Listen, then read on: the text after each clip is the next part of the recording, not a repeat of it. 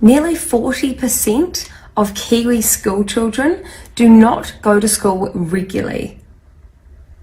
How did we get here? We are a first world country. Or are we quickly about to lose that as well? How are we in this place? I'm not a parent. I've only got a little dog who's hiding in the corner. But if I was a parent, I would say there are a whole range of things going on. And if you're a kid, it's the same issue. Why would a child want to go to school wearing a mask, not being able to play and interact properly socially with a teacher who wants to talk about gender ideologies, who doesn't want to do their job and teach them actual resources that they are going to need to excel as a human being functioning in a modern society? For parents, you've got two fears. You've got one side where you've got parents that are terrified that their child might get sick. On the other side, you've got parents that are so worried about the indoctrination of their children that they are saying, stuff this, you can stay home.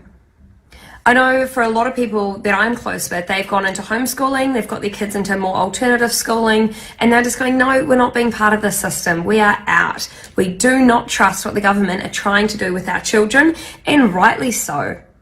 I don't know if many of you have seen some of the new curriculum coming out, but the critical race theory that is now running rampant throughout not only our primary schools, but also our higher education is a large issue.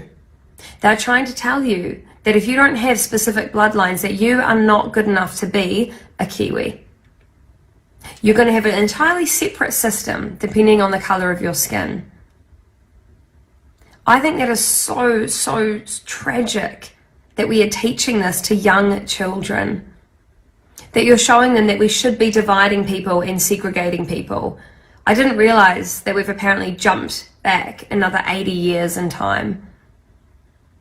Our children need to be taught how to love themselves, not told that they should try and change or that they can pick their gender. If you're an adult, do what you like, but as children, they do not need that. It is not good for them. And these parents that think that they're doing the right thing because of the amount of social pressure and political ideology that is rampant throughout our media. I'm just saying, double think it. And I can understand why there are so many kids that are out of school. But how much damage have these lockdowns caused when it comes to children's mental health and when it comes to their schooling, when it comes to them being able to get a higher education? These are all questions no one's tackled, and it seems like most of our mainstream media don't want to ask the government. Kia ora. Welcome to Te Aho o TeKura Phonecall. What really helped last year was, was getting, like a weekly phone call from his teacher, and that was keeping him on the ball. But it seems this year there's just been no chase-ups, no follow-ups. I don't know if it's because of COVID or what, but they've sort of just been left to their own devices. Sorry, I'm just looking in another place about that sort of thing. Right. Luke has changed from being a year 7 to 10 he's moved up to year 11 this year, where he has lots of individual teachers and then one teacher that sort of oversees things. So it is slightly different once they hit the year 11 to 13 than in the lower year levels. There is more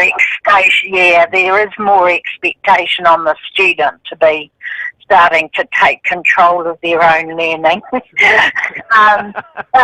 that lovely? I mean, 40% of New Zealand's kids don't even go to school regularly at the moment. Oh, I know. And they're all, well, a lot of them are ringing us and saying, we want to enrol with you. With both our boys, it had to be through psychosocial assessments and all that sort of thing. Right.